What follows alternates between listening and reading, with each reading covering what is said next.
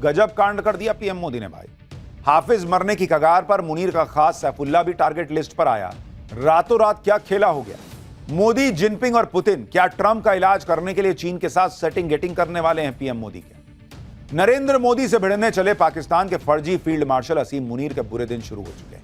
असीम मुनीर कभी अमेरिका के दम पर कभी चीन के दम पर उछलता है। उसे लग रहा था कि नरेंद्र मोदी से उसे अमेरिका और चीन बचा लेंगे, लेकिन नरेंद्र मोदी ने ऐसा गेम पलट दिया कि एक झटके में मुनीर की हवाबाजी निकल गई। क्योंकि आप देखिए कि ऑपरेशन सिंदूर के बाद जिस मुनीर को अमेरिका बुलाकर ट्रंप लंच करवा रहे थे, जिस मुनीर के आतंक पर अमेरिका कुछ बोलने को तब तक तैयार नहीं था, उस अमेरिका को कुछ ही महीने में नरेंद्र मोदी ने ऐसा टाइट किया कि अमेरिका ने पहलगाम हमला करवाने वाले आतंकी संगठन TRF द रेजिस्टेंट फ्रंट को बैन करने का ऐलान कर दिया।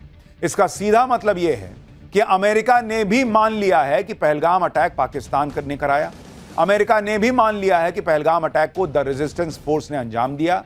अमेरिका ने मान लिया है कि द रेजिस्टेंस फोर्स लश्कर ए तैयबा का ही मुखौटा संगठन है और यह आतंकियों का संगठन। अमेरिका से यह ऐलान करवा लेना भारत की बहुत बड़ी कूटनीतिक जीत है और इससे पाकिस्तान और असीम मुनीर की बैंड बजने वाली है।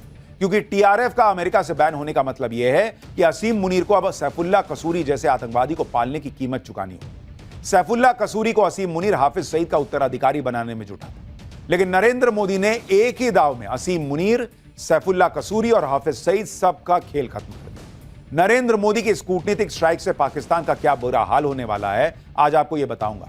साथ ही यह भी बताऊंगा कि कैसे मोदी ने अमेरिका और चीन दोनों को सेट करके मुनीर का पूरा खेल बिगाड़ दिया। नरेंद्र मोदी ने सबसे बड़ा गेम तो यह पलटा है कि जिस मुनीर को ट्रंप लंच करवा रहे थे, उसी मुनीर को ट्रंप से तमाचा लगवा दिया। पहलगाम हमला करवाने वाले जिस TRF को असीम मुनीर पाल रहा था, जिस TRF को नरेंद्र मोदी ने अमेरिका से बैन करवा दिया। अमेरिका ने कहा है कि उसने पाकिस्तान समर्थित TRF को विदेशी आतंकवादी संगठन और विशेष रूप से नामित वैश्विक आतंकवादी की लिस्ट में डाल दिया। अमेरिकी विदेश मंत्री मार्को रूबियो ने बयान जारी करके इसकी जानकारी दी और इसकी वजह भी बताई। रूबियो ने प्रेस स्टेटमेंट में कहा कि लश्कर ए तैयबा के मुखौटे और प्रॉक्सी TRF ने 22 अप्रैल 2025 को भारत के पहलगाम में हुए हमले की जिम्मेदारी ली थी। रूबियो ने कहा कि अब TRF को भी लश्कर ए तैयबा का हिस्सा माना जाएगा। रूबियो ने कहा कि अमेरिकी राष्ट्रपति ट्रंप ने यह फैसला पहलगाम अटैक के इंसाफ के लिए किया है और TRF पर यह कार्रवाई आतंकवाद के खिलाफ लड़ाई के प्रति ट्रंप प्रशासन की प्रतिबद्धता को दर्शाती है। इसका सीधा मतलब यह है कि अमेरिका ने पाकिस्तान को इशारा दे दिया है कि भारत मारेगा तो अमेरिका पाकिस्तान को बचा नहीं पाएगा। भारत के रास्ते में अमेरिका नहीं आएगा, कोई टांग नहीं अड़ाएगा। विदेश मंत्री एस जयशंकर ने इसी वजह से कहा है कि TRF को विदेशी आतंकवादी संगठन घोषित करने के अमेरिका के फैसले पर खुशी है। यह भारत और अमेरिका के बीच मजबूत होते रिश्ते की पहचान है। यह मोदी की डिप्लोमेसी का दम है कि अमेरिका को मानना पड़ा कि TRF आतंकी संगठन है जिसने पहलगाम अटैक किया है। इसके लिए भारत ने पहलगाम हमले के बाद पूरी दुनिया में पाकिस्तान को एक्सपोज करने की रणनीति बनाई। अमेरिका, रूस, यूरोप तक प्रतिनिधिमंडल भेजे, अलग अलग मंच पर पाकिस्तान की करतूतों का खुलासा किया। पहलगाम अटैक में पाकिस्तान की भूमिका के सबूत दिए गए। TRF के आतंकियों, उनके नेटवर्क से जुड़े सबूत दुनिया के सामने पेश किए गए। तो जो लोग पूछ रहे थे कि ऑपरेशन सिंदूर के बाद नरेंद्र मोदी ने डेलीगेशन भेजा, ये किया, वो किया, उससे क्या हुआ, ये हुआ। इसी का नतीजा है कि अब पूरी दुनिया कह रही है कि पहलगाम अटैक में पाकिस्तान का रोल था। जो लोग कहते थे कि विदेशों में मोदी ने अपनी टीमें भेजकर क्या हासिल कर लिया, जो कहते थे कि थरूर को अमेरिका भेजने से क्या मिल गया, वो आज देखें क्या मिल गया। आज पीएम मोदी ने खुद यह कहा कि यह नया भारत है जो अपने दुश्मनों को सजा देने के लिए जमीन आसमान एक कर देता है। सुनिए पीएम को। भारत तो पहले दिन से जानता था कि पहलगाम अटैक में TRF का हाथ, लेकिन अब अमेरिका से TRF को वैश्विक आतंकी संगठन घोषित करवाकर कैसे मोदी ने मुनीर को झटका दिया है, यह भी आपको समझना चाहिए। भाई, मुनीर चाहता था कि वो पहलगाम अटैक के मास्टरमाइंड सैफुल्ला कसूरी को लश्कर ए तैयबा का नया चीफ बना दे और बूढ़े हो चुके हाफिज सईद को मरवाकर उससे पीछा छुड़ा ले। इससे मुनीर दो काम करना चाहता था, एक तो लश्कर को नए सिरे से दोबारा खड़ा करना और दूसरा मुंबई अटैक के मास्टरमाइंड हाफिज सईद को लेकर भारत का दबाव खत्म कर देना। लेकिन मोदी ने TRF को विदेशी आतंकवादी संगठन घोषित करवाकर सैफुल्ला कसूरी और हाफिज सईद दोनों को एक साथ निपटा दिया, क्योंकि लश्कर का सारा गेम तो TRF के दम पर चल रहा था। लेकिन अब TRF की विदेशी फंडिंग पर रोक लग जाएगी। TRF के आतंकियों के सारे विदेशी बैंक खाते फ्रीज हो जाएंगे। TRF पर बैन लगने से सैफुल्ला कसूरी भी वैश्विक आतंकी बन गया है और हाफिज सईद को तो संयुक्त राष्ट्र और अमेरिका पहले ही वैश्विक आतंकी घोषित कर चुके हैं। यानी अब अगर मुनीर ने कसूरी और हाफिज सईद जैसे आतंकियों की फील्डिंग करनी नहीं छोड़ी तो मुनीर के लिए भी मुसीबत और बढ़ जाएगी।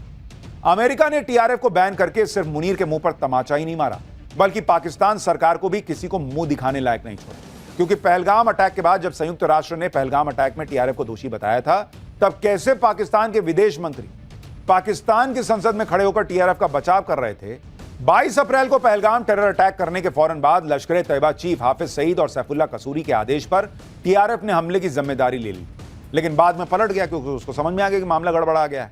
कहने लगा कि पहलगाम अटैक में तो टीआरएफ का कोई हाथ ही नहीं है, हमारी तो वेबसाइट हैक हो गई, टीआरएफ ने तो हमले वाला बयान ही नहीं दिया था। दरअसल टीआरएफ के बयान से पलटना असीम मुनीर के दिमाग की उपज थी। असीम मुनीर जानता था कि अगर पहलगाम अटैक में टीआरएफ का लिंक आ गया तो इसका सीधा मतलब होगा कि हमले को लश्कर-ए-तैयबा ने अंजाम दिया। लश्कर-ए-तैयबा की भूमिका साबित होने पर पाकिस्तानी फौज और आईएसआई की साजिश का भी खुलासा हो जाता। लेकिन पहले टीआरएफ ने पहलगाम अटैक की जिम्मेदारी लेकर मुनीर की प्लानिंग बर्बाद कर दी और रही सही कसर पहलगाम अटैक के मास्टरमाइंड लश्कर आतंकी सैफुल्लाह कसूरी ने पूरी कर दी। मुनीर के मना करने के बाद भी वो कैसे पहलगाम अटैक का मास्टरमाइंड होने पर खुशी इजहार कर रहा था। अमेरिका ने टीआरएफ को बैन किया तो इसका एक सीधा मतलब यह भी है कि अब पहलगाम हमले के मास्टरमाइंड और टीआरएफ के आतंकी आका सैफुल्लाह कसूरी का नंबर कभी भी आ सकता है। हालांकि टीआरएफ को बैन करने से पाकिस्तान सैफुल्लाह जैसे आतंकियों को पालना बंद नहीं करेगा, क्योंकि पाकिस्तान की पूंछ सीधी नहीं हो सकती। लेकिन टीआरएफ पर इंटरनेशनल बैन लगने से होगा यह कि असीम मुनीर और पाकिस्तान को इसकी बड़ी कीमत चुकानी होगी, क्योंकि अगर सैफुल्लाह को भारत ने निपटा दिया तो पाकिस्तान किसी के सामने जाकर रोना भी नहीं रो पाएगा, और अगर सैफुल्लाह को पालता रहा तो पाकिस्तान ब्लैकलिस्ट हो जाएगा। अमेरिका में टीआरएफ के ब्लैकलिस्ट होने के बाद पाकिस्तान का एफएटीएफ में ब्लैकलिस्ट होने का चांस और बढ़ गया है, क्योंकि एफएटीएफ ने पहलगाम अटैक के बाद पाकिस्तान को चेतावनी दी थी कि अगर पहलगाम अटैक में पाकिस्तानी आतंकी संगठन का हाथ निकला तो पाकिस्तान को ब्लैकलिस्ट कर दिया जाएगा। अब अगर पाकिस्तान कसूरी, हाफिज जैसे आतंकवादियों को पालता रहेगा तो वो पूरी दुनिया में बैन हो जाएगा, और अगर पाकिस्तान ब्लैकलिस्ट हो गया तो पाकिस्तान की कब्र खुद नहीं तय, क्योंकि पाकिस्तान पर पहले ही 21 लाख करोड़ रुपए से ज्यादा का कर्ज है। पाकिस्तान के 10 करोड़ से ज्यादा लोग गरीबी रेखा के नीचे जी रहे हैं, 1 करोड़ से ज्यादा लोग भूखमरी के शिकार हैं। तो वहां से भीख का पैसा नहीं आएगा तो लोग जिंदा कैसे रहेंगे? पाकिस्तान की हालत यह है कि वो दूसरे देशों से मिली भीख पर पूरी तरह से जिंदा है। वो एफएटीएफ में ब्लैकलिस्ट होना अफोर्ड ही नहीं कर सकता, क्योंकि इसका मतलब होगा कि पाकिस्तान को कोई भी विदेशी संस्था लोन नहीं देगी, पाकिस्तान से कोई बिजनेस नहीं करेगा, पाकिस्तान से मल्टीनेशनल कंपनियां अपना कारोबार समेट लेंगी। यानी एफएटीएफ से ब्लैकलिस्ट हो गया अगर पाकिस्तान, तो पाकिस्तान में आफत ही आफत आई। और पाकिस्तान के जो लक्षण हैं वो बता रहे हैं कि पाकिस्तान का एफएटीएफ में भी ब्लैकलिस्ट होना लगभग तय है। मोदी ये तय करके बैठे हैं कि वो पहलगाम के मास्टरमाइंड सैफुल्लाह को भी ठोकेंगे और उसके मददगार पाकिस्तान को भी ब्लैकलिस्ट करवा के मानेंगे। पाकिस्तान को लग रहा होगा कि चीन उसे बचाएगा, लेकिन मोदी ने तो चीन को भी ऐसा सेट किया है कि वो तो खुद भारत से दोस्ती के लिए अलबलाया हुआ है। आज ही चीन ने कहा है कि वो भारत और रूस के साथ मिलकर काम करने के लिए तैयार है। चीन ने यह बयान दिया है कि वो रूस और भारत के साथ डायलॉग बनाए रखने को तैयार है। चीन का कहना है कि तीनों देश आपस में बात करेंगे तो इससे तीनों देशों का हित है। आप देखिए कि अभी तक जो अमेरिका और चीन पाकिस्तान की साइड ले रहे थे वो अब भारत की बात सुन रहे हैं, क्योंकि ये नया भारत है। यही वजह है कि अमेरिका ने पाकिस्तान के लाख गिड़गिड़ाने के बाद भी टीआरएफ को आतंकवादी संगठन घोषित कर दिया। दूसरी तरफ चीन की बोलती बंद कर दी। भारत बार बार चीन में बैठकर पाकिस्तान की पोल खोल रहा है और चीन जवाब नहीं दे पा रहा। हालत यह है कि चीन अब हर मुद्दे पर भारत से बातचीत की कोशिश में जुट चुका है। पीएम मोदी जो करते हैं डंके की चोट पे करते हैं, और यही वजह है कि चीन से न सिर्फ बात हो रही है बल्कि आंख में आंख डालकर बात हो रही है। पिछले 22 दिनों से भारत की तरफ से चीन के 3 हाई प्रोफाइल दौरे हुए हैं और हर बार भारत ने दिखा दिया है कि अब चीन से जो बात होगी वो बराबरी की होगी। 23 जून को एनएसए अजीत डोभाल ने बीजिंग का दौरा किया। उन्होंने चीन के विदेश मंत्री वांग यी के साथ सीमा विवाद पर बात की। इसके 2 दिन बाद 26 जून को रक्षा मंत्री राजनाथ सिंह ने किंगदाओ की यात्रा की। यहां उन्होंने एससीओ रक्षा मंत्रियों की बैठक में पाकिस्तान को कड़ा संदेश दिया। फिर 15 जुलाई को विदेश मंत्री एस जयशंकर ने चीन का दौरा किया, जहां उन्होंने चीन के राष्ट्रपति शी जिनपिंग तक पीएम मोदी का मैसेज पहुंचाया। एनएसए अजीत डोभाल और राजनाथ सिंह ने चीन पहुंचकर पाकिस्तान के खिलाफ जमीन तैयार की। इसके बाद जब विदेश मंत्री एस जयशंकर चीन पहुंचे तो उन्होंने चीन के राष्ट्रपति को पीएम मोदी का मैसेज दिया कि आतंकवाद पर पाकिस्तान का साथ और भारत से दोस्ती का हाथ एक साथ नहीं मिलाया जा सकता। इसके बाद जब एससीओ विदेश मंत्रियों की बैठक हुई, जिसमें पाकिस्तान के विदेश मंत्री इशाक डार मौजूद थे, इशाक डार के सामने जयशंकर ने आतंकवाद के मुद्दे पर पाकिस्तान को जमकर लड़ाड़ा और पाकिस्तान को पूरी दुनिया के लिए खतरा बता दिया। विदेश मंत्री एस जयशंकर ने पाकिस्तान की तरफ इशारा करते हुए कहा कि एससीओ देशों से अपील है कि वो आतंकवादियों को पनाह और समर्थन देने वालों के खिलाफ ठोस एक्शन लें। जयशंकर ने पहलगाम हमले का जिक्र करते हुए साफ कर दिया कि भारत ने जवाबी कार्रवाई की है और आगे भी करेगा। उन्होंने यूएन सुरक्षा परिषद के बयान का हवाला देते हुए कहा कि दोषियों को न्याय के कटघरे में लाना बहुत जरूरी है। चीन तो अब पूरी कोशिश में जुटा है कि भारत से रिश्ते जल्द से जल्द सुधर जाएं और रिश्तों पर जमी बर्फ तेजी से पिघले। यही वजह है कि चीन अब पीएम मोदी की मेजबानी की तैयारी कर रहा है। 31 जुलाई और 1 अगस्त को चीन के तियानजिन में एससीओ शिखर सम्मेलन होना है। एससीओ बैठक में हिस्सा लेने के लिए पीएम मोदी भी चीन जा सकते हैं।